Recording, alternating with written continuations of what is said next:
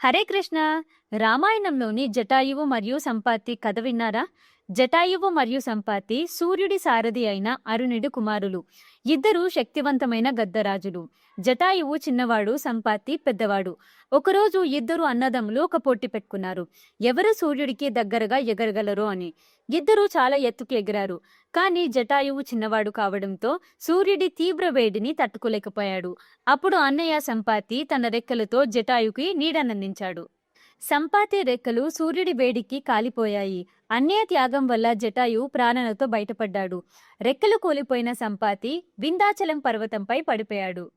జటాయువు దశరథ మహారాజు స్నేహితుడు.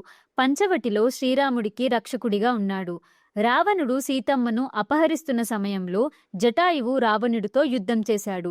రావణుడు జటాయువు రెక్కలను కత్తిరించాడు. చనిపోయే ముందు జటాయువు రాముడికి చెప్పాడు, దక్షిణ దిశలో వెతుకు. రావణుడు సీతమ్మను తీసుకెళ్లాడు.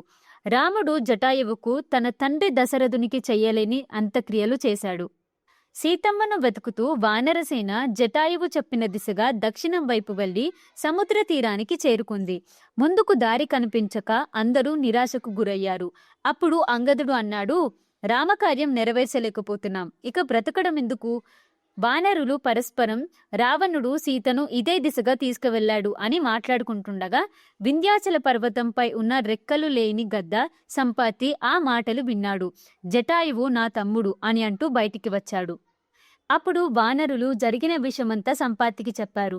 సంపాతి రెక్కలు కోల్పోయినప్పటికీ తన దివ్య దృష్టితో వానరులతో ఇలా అన్నారు, సీతమ్మ లంకలో అశోకవనంలో ఉంది, వెళ్ళండి, రాముడి కార్యం పూర్తి చేయండి. వానరులకు మార్గం చూపించినందుకు, శ్రీరాముడి కార్యానికి సహాయం చేసినందుకు సంపాతికి మళ్ళీ తన రెక్కలు తిరిగి వచ్చాయి.